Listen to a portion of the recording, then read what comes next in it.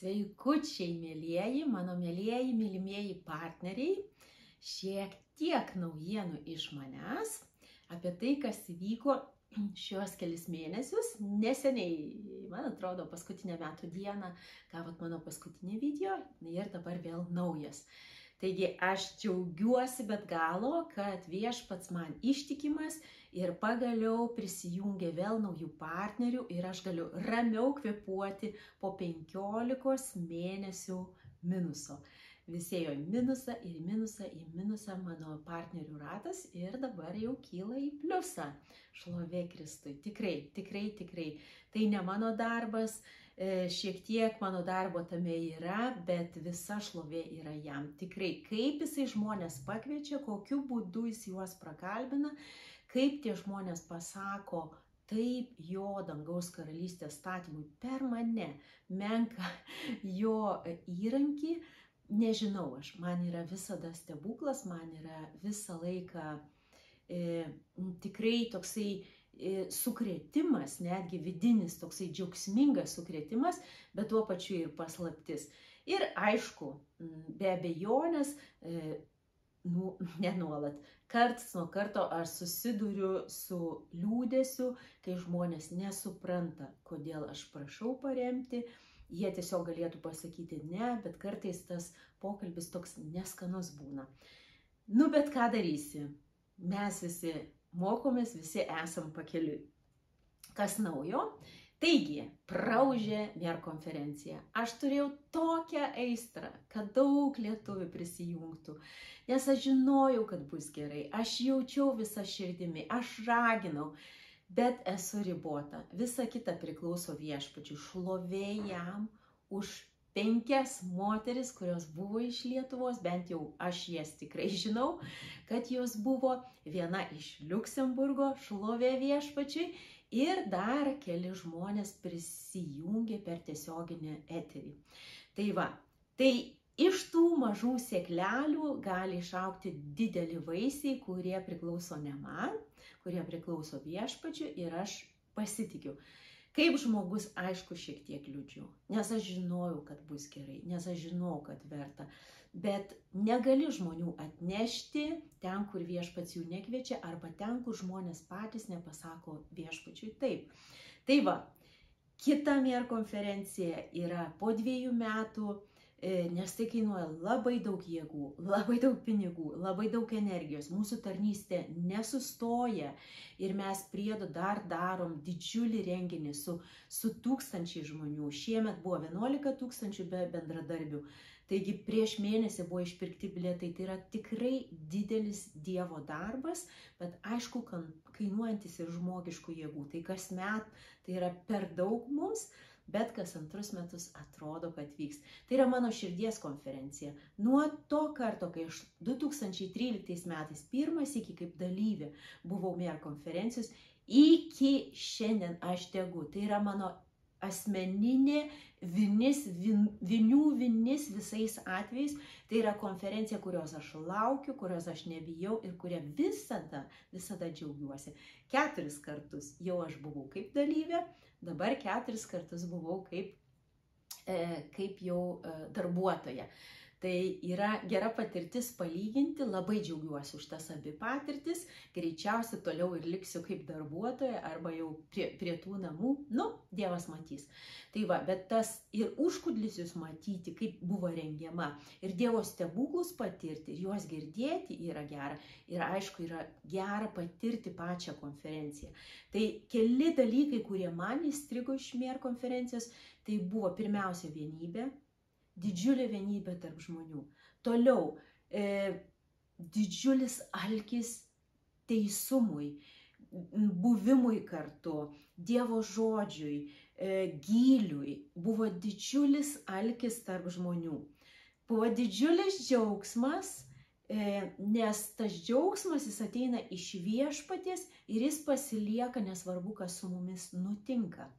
Tai yra džiaugsmas, apie kurį, man atrodo, Nehemijo knygoje sako, džiaugsmas viešpatie yra mūsų stiprybė. Ir aš tą patiriu, visų kūnų atrodo. Nes tas džiaugsmas man sako, viskas bus gerai. Nesvarbu, kaip atrodo šiandien mano diena, viskas bus gerai. Aš turiu viltį viešpatyje. Mano viltis Jisai, mano viltis Jėzus Kristus ir todėl viskas bus gerai.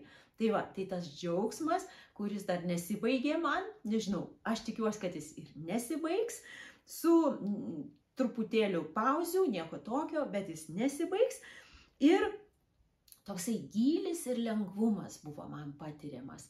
Toksai tarsi tikrai, tarsi sviestų patepta.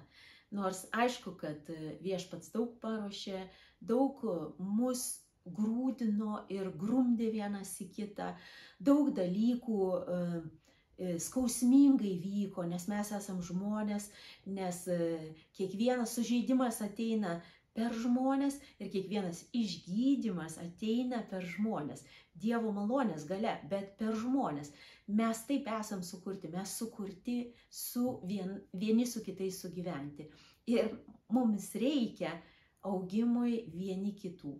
Taigi, aš tikiuosi, kad tai, ką patyrėm, tai, ką tos moteris patyrė, tai, ką tie, kurie žiūrėjo, patyrė, tie atneš daug vaisių. Kokie tie vaisiai yra, kartais mums visiškai būna siurprizas, bet nieko tokio. Aš pasitikiu ir tikiu, kad tai įvyks. Tikrai tikiu, kad įvyks. Noriu būtinai jums priminti, mielieji mano lietuviai partneriai, kurie mane remit, arba kurie norit prisijungti, visada galit man parašyti, visada yra vieta naujiems partneriams. Birželio 22 dieną Augsburge vyks kas 2 metus vykstantis partnerių šventė, partnerių fiesta, į kurią jūs esat mielai kviečiami. Aišku, aš žinau, kelionė kainuoja, apgyvenimas kainuoja. Aš tegalėsiu tik tai vieną šeimą priimti, ta šeima greičiausia bus mano vaikų šeima, bet vis tiek pabandykit su viešpačiu pasiderėti dėl šitos datos. Nu ką viešpats padarys stebuklus ir jūs pamatysit iš vidaus, kaip atrodo mūsų šeima, kaip atrodo tas didžiulis partnerių ratas. Aš bijau pasakyti, berods ar 3000 ar daugiau žmonių. Tikrai žinau, kad 2 tikrai, bet man atrodo, kad jau ir 3 dabar. Tai va, tai yra didžiulė masė žmonių, kurie dega dėl Jėzaus ir kurie eina tuo pačiu keliu kaip ir jūs. Pasvajokit, pasvarstykit. Ir jeigu gausit iš viešpatės taip, kuo greičiau apsispręskit ir ieškokit būdų atvykti. Birželio 22 dieną, nuo ryto iki vakaro, bus gražus renginys su daug skanaus maisto, su kokybiškais mokymais, su bendrystė, su kokteiliais, su šokiais ir taip toliau. Tikrai labai jūsų laukčiau. Tai būtų, paskutinis dalykas, vos nepamiršau.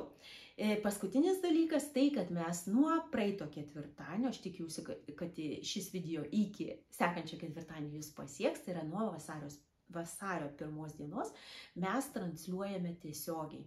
Tai kainuoja mums daug, bet mes jau turim tą patirtį. Aš asmeniškai turiu tą patirtį.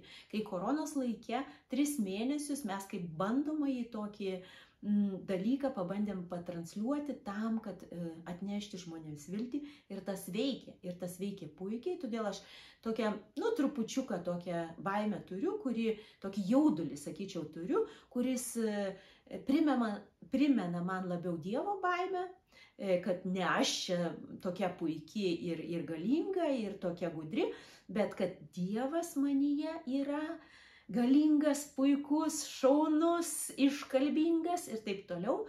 Ir todėl aš einu ir sakau taip šitam etapui. Ir meldžiantis, uždarant tą pirmąją fazę, tai yra, ar jau antrąją fazę, nuo 2005 metų veikia maldos namai, nuo 2011 veikia dieną naktį malda.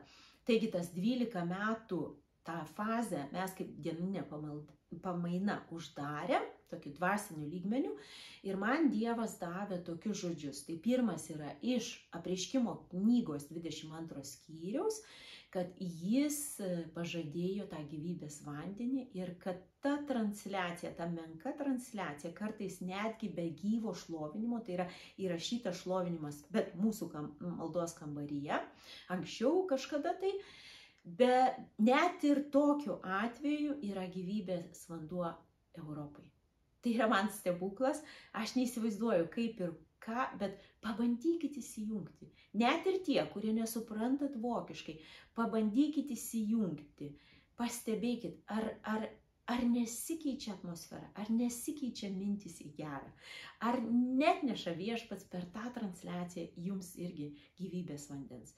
Antras žodis buvo iš Jono Evangelijos 7 skyriaus, kuris sakė, tie, kurie mane tiki, ir iš tų gyvybės versmė veršis. Ir tai yra man būtent pažadas, kad mes kaip maldos namų šeima, tai yra misionieriai, darbuotojai, studentai, svečiai ir aišku partneriai, esam pašaukti būti taip pat tais vandens nešėjais. Tas vanduo yra iš Jėzaus Kristaus, bet aš tik tada atsuku tą kranelį, kaip sakant, kai aš tikiu juo, kai aš tikiu jo žodžiu. Ir be galo džiaugiamės tuo, kas vyks toliau, su tokia truputėlį baime, nes mes truputėlį save apsinuoginam, bet kas gali mus apkaltinti, jeigu kažkam nepatinka, mes turim ir tų, kurie mūsų nemyli, tai yra normalu, bet iš esmės tai yra didžiulis džiaugsmas ir didžiulė privilegija. Ir jūs esate šio darbo dalis. Šlovė Kristui už jūsų gyvenimus, už jūsų taip, už jūsų finansus, už tai, kad jūs man suteikėt galimybę šlovinti Dievą tokiu būdu, kuriuo aš jau tarnauju 6 metai. Taigi būkit palaiminti, būkit apdovanoti, būkit pripildyti. Te šventoji dvasia Jėzaus Kristaus vardu, Dievo Tėvo garbiai grąžins jums 100-eriopai atgal tiek, kiek jūs investuojat į mano tarnystę per maldos namus. Būkit pasveikinti, palaiminti, apkabinti, išbučiuoti ir labai džiaugčiausi, jeigu birželio 22 dieną susitiktume visi kartu. Iki.